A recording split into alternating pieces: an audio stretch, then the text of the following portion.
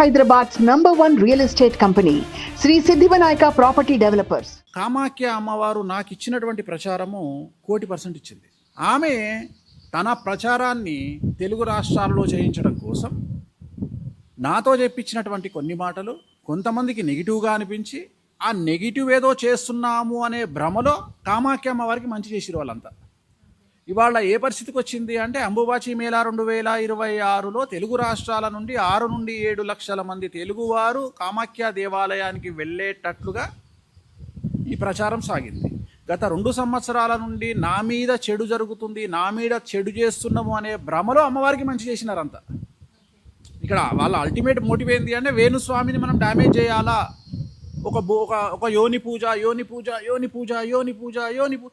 తీరా కామాఖ్యకు పోయిన తర్వాత ఏమైంది? యోనికే పూజ చేస్తున్నాం అనే విషయం జనాలకు అర్థమైంది. ఇక్కడ బలులు లేవు అని చెప్పడం వల్ల ఏమైంది? అక్కడికి పోయిన తర్వాత జనాలకు అర్థమైంది ఏంటంటే అసలు ఇక్కడ స్టార్ట్ అయ్యేదే దున్నపోతు బలి కదా, కొన్ని వేల మంది ముందర జరుగుతున్నాయి కదా.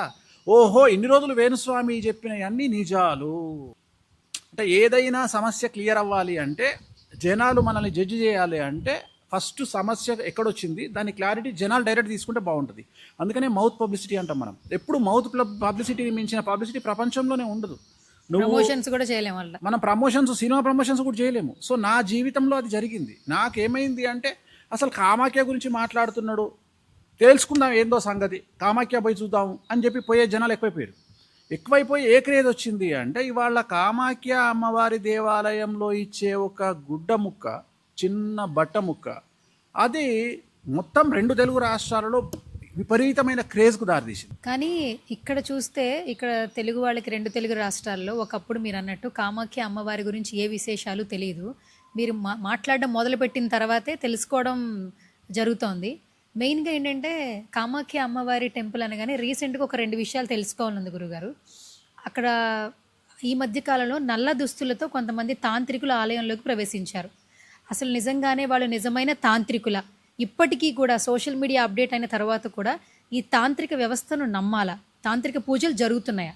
ఏం చెప్తారు? ఇప్పుడు ఒక క్లారిటీ అమ్మ, ఇప్పుడు నీలాంటి వాళ్ళు కూడా కొద్దిగా అప్డేట్ అయి మాట్లాడాలా, నాలెడ్జ్ పెంచుకోవాలి. తాంత్రిక పూజలు అని వేటిని అంటారు అంటే తంత్ర మార్గంలో జరిగేటువంటి వాటిని తాంత్రిక పూజలు అంటారు. అసలు పూజల గురించి జనాలకు ఏమి అవగాహన ఉందని నేను అనేది, బావిలో కప్ప కూర్చొని ఏమనుకుంటుందట, ఇది అమెరికా, ఈ మూలలు కూర్చుంటుందట. బావిలో రౌండ్ ఉంటుంది కదా బావి, ఆ బావిలో కూర్చొని ఇగో ఇది అమెరికా, ఇది జపాన్, ఇది చైనా, ఇది యుక్రెయిన్ అని దానికి అదే అనుకుంటుందట. అనుకొని నేను ప్రపంచమంతా తిరిగి వచ్చినా అనుకుంటుందట. అది జీవితంలో ఎప్పుడైనా డబ్బులు ఖర్చు పెట్టుకొని భక్తి మార్గంలో నీకు ఆ యాత్రలు చేస్తే నీకు ఆ క్లారిటీ వస్తుంది. జనాలకు ఏం లేకుండా నీ ఇష్టం వచ్చినట్టు బట్టగాల్చి మీదేస్తా అంటే, జీవితంలో ఎప్పుడన్నా హైదరాబాద్ నుండి కామాఖ్య దేవాలయానికి పోతే కామాఖ్యలో ఏమవుతుందో తెలుస్తుంది. రైట్. అసలు తంత్ర మార్గం అంటే ఏంది? శ్రీకాళహస్తికి ఎప్పుడన్నా పోయినావా? రావుకేతో పూజ చేయించుకున్నావా? ఏమేమి ఇచ్చిర్రు నీకు అక్కడ? పసుపు కుంకుమ కలిపి పూజ చేసిర్రా? నాగ సర్పాలు పెట్టిర్రా? నిమ్మకాయలు పెట్టిర్రా? అది కూడా తంత్ర మార్గమే. తంత్రము అంటే క్రియ, తంత్రము అంటే క్రియ, మంత్రము అంటే మంత్రము. నువ్వు అబ్జర్వ్ చేయి, పసుపు కుంకుమ దక్షిణాచారంలో వేరు చేసి వాడతారు కదా, మళ్ళీ అడుగుతున్నా అందుకనే వేరు చేసి వాడతారు కదా. మరి తెలుగు రాష్ట్రాలల్లో ఒక దేవాలయంలో పసుపు కుంకుమను 2గా కలిపి పూజ చేసే విధానము ఒక్క శ్రీకాళహస్తిలోనే ఉంది కదా, ఉన్నదా లేదా? నిమ్మకాయలు ఎందుకు వాడతారు? అసలు నిమ్మకాయలు వాడేటువంటి పూజా విధానం ఎక్కడన్నా మనం చూసినామా ఇప్పటి వరకు? మనం ఎప్పుడు చూసినా ఏం చూసినాము? నిమ్మకాయలు దిష్టి తీసేటప్పుడు కోసి పక్కకు పారవేసినాము, కానీ ఎప్పుడు నిమ్మకాయల పూజలో వాడలా. సో నిమ్మకాయలు కామాఖ్యలో వాడుతున్నాం మనం, సో శ్రీకాళహస్తిలో వాడుతున్నాం. సో ఇక్కడ తంత్ర మార్గము అనగానే అదేదో పెద్ద దొంగతనము, అదేదో లంగతనము అనేటువంటి ప్రచారానికి తీసుకొచ్చిన వాళ్ళను క్వశ్చన్ చేయాల్సింది ఏంటంటే, నాలెడ్జ్ ఉంటే క్వశ్చన్ చేయండి, క్వశ్చన్ చేసే దమ్ముంటే క్వశ్చన్ చేయండి, లేదు ChatGPTని అడగండి. వామాచారం అంటే ఏంది, తంత్ర మార్గం అంటే ఏంది, అది చాలా నాకంటే బాగా విశదీకరిస్తుంది వామాచారం అంటే ఏంది అనేది. ఇక్కడ అంబుబాచి మేళా అనేటువంటిది ఏంటంటే అమ్మవారికి రక్తస్రావం జరుగుతుంది. అంటే రజస్వల సమయం అది.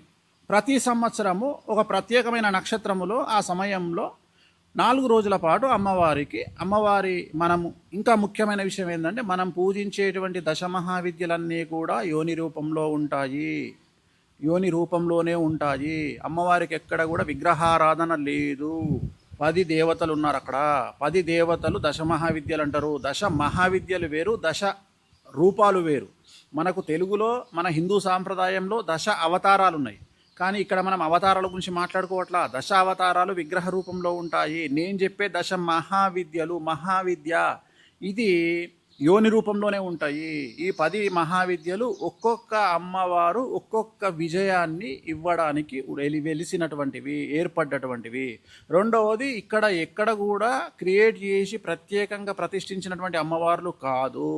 అమ్మవారి పార్వతీదేవి సతీదేవి యొక్క యోని రూపము డైరెక్ట్ నీలాచలము అనేటువంటి కొండ మీద పడి అది ఇంకా 9 ముక్కలు కాబడి మొత్తం 10 ముక్కలతోటి యోని రూపంలో ఉన్నటువంటి అమ్మవారిని మనం కామాఖ్య అమ్మవారు అంటాము. కామము అంటే ఎదవలు ఆలోచించినట్టుగా కామము అంటే చెడు ఆలోచన కాదు. కామము అంటే కోరిక మాత్రమే. మానవులు కోరుకునేటువంటి కోరికను కామము అంటారు. కొంతమంది ఎదవనా కొడుకులు కామాన్ని తీసుకుపోయి కామము అనే దాన్ని తీసుకుపోయి ఆ కోరికను తీసుకుపోయి అటాచ్ చేసిర్రు. కామము అంటే కోరిక మాత్రమే. ఈ కోరికను తీర్చున్నటువంటి అమ్మవారి పేరు కామాఖ్య అమ్మవారు. సూపర్, చాలా చక్కగా చెప్పారు. ఇప్పటి వరకు ఇంత ఎక్స్ప్లెనేషన్ ఇంకా చెప్తున్నా, నువ్వు అడిగిన దానికి ఆన్సర్ కూడా కంప్లీట్ చేస్తా. సో ఇక్కడ నువ్వేం అడిగినావంటే నల్ల బట్టలు వేసుకొని వచ్చినారు అని అడిగినావు. సో ఇక్కడ నల్ల బట్టలు వేసుకొని వస్తారు, ఎర్ర బట్టలు వేసుకొని వస్తారు. కామాఖ్య అమ్మవారికి ప్రతిరూపమైనటువంటి రంగు ఎరుపు, బగాలముఖి అమ్మవారికి ప్రతిరూపమైనటువంటి రంగు పసుపు. నువ్వు అబ్జర్వ్ చేస్తే వారములో 6 రోజులు నేను రెడ్ కానీ ఎల్లో కానీ వేస్తా. నువ్వు అబ్జర్వ్ చేస్తే నేను ఆ డ్రెస్ తప్ప వేరే డ్రెస్ వేయ. ఇప్పుడు కూడా ఎరుపు ఉంది నా ఒంటి మీద. ఈ ఎరుపు అనేటువంటిది కామాఖ్య అమ్మవారికి ప్రతీక. అమ్మవారికి ఇష్టమైన రంగు ఇది, కామాఖ్య అమ్మవారి రంగు. ఎల్లో అనేది బగాలముఖి అమ్మవారికి రంగు. సో నలుపు అనేది కొంతమంది కాళీ రూపానికి ప్రతీక, కాళికాదేవి రూపానికి ప్రతీక. సో ఇక్కడ ఏ తంత్ర సాధకుడైనా ఇక్కడ తంత్ర సాధకులను అఘోరాలనొచ్చు, పాండాలనొచ్చు, శక్తి రూపులనొచ్చు, వేణుస్వామి అవ్వచ్చు, సాధన చేస్తాడు కాబట్టి నేనవ్వచ్చు. సో ఇక్కడ అమ్మవారిని సాధన చేసేటువంటి వామాచారంలో, అండర్లైన్ వామాచారం అంటే ఖచ్చితంగా అమ్మవారికి ఏమి ఇష్టమో అవి చేయాలి. అంటే మద్యము, మాంసము, మత్స్యము, ముద్రలు, ఇవి 5. ఈ 5 లేకుండా అమ్మవారి సాధన లేదు. ఈ 5 చేస్తేనే అమ్మవారు అక్కడ సిద్ధిస్తుంది. సో ఇవి లేకుండా మేము అమ్మవారికి పాయసం పెడతాము, పూలు పెడతాము, సెకండరీ, వాళ్ళ గురించి నేను మాట్లాడట్లా. సో అలాంటి వారు అమ్మవారికి ఎప్పుడైతే ఈ ఋతుస్రావం అనేది జరుగుతుంటుందో ఆ సందర్భంలో దేవాలయాన్ని మొత్తం పూలతో అలంకరించి లోపల దేవాలయం లోపల యోనిపీఠం 3 ఉంటాయి. ఆ 3 అమ్మవార్ల యోనిల మీద ఒక బట్ట పరుస్తారు, పసుపు బట్ట, ఎరుపు బట్ట.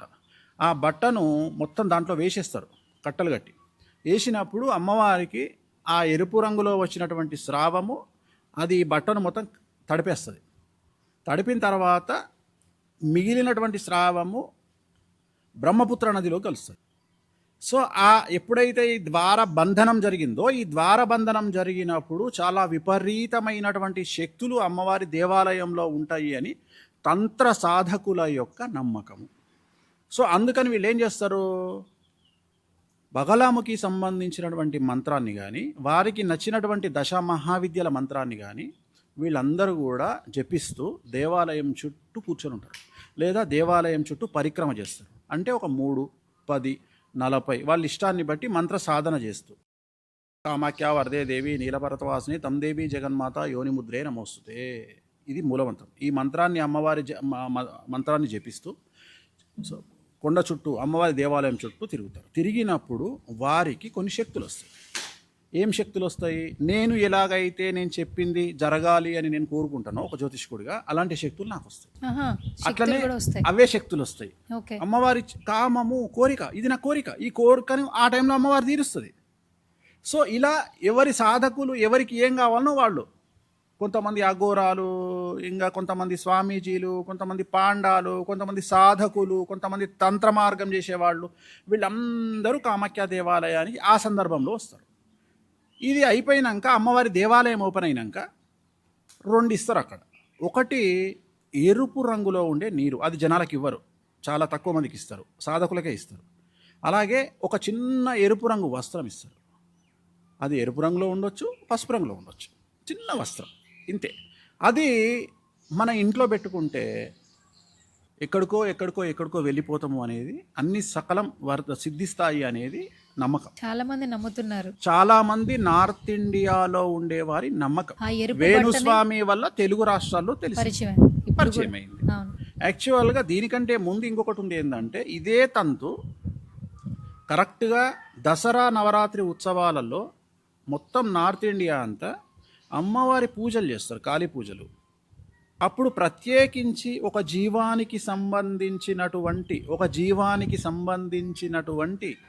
గర్భసంచికి సంబంధించినటువంటి ఒక వస్తువును వాళ్ళ ఇళ్లలో ఉంచుకోవడం ఆనవాయితీ. అది పెట్టుకుంటే సక్సెస్ దొరుకుతుంది అనేటువంటిది అక్కడి జనాల యొక్క నమ్మకం. ప్రత్యేకించి ఒక ప్రాంతానికి సంబంధించిన వాసులకు సంబంధించిన నమ్మకం. కానీ కామాఖ్య అనేది జగత్తుకు సంబంధించింది కాబట్టి ఆ వస్త్రము ఎవరి దగ్గర ఉంటే వాళ్లకు అష్ట ఐశ్వర్యాలు సిద్ధిస్తాయి, అన్ని కోరికలు సిద్ధిస్తాయి అనేటువంటిది నమ్మకం. సుమన్ టీవీలో మీ పర్సనల్ అండ్ బిజినెస్ ప్రమోషన్స్ కోసం కింది నెంబర్కి కాంటాక్ట్ చేయండి.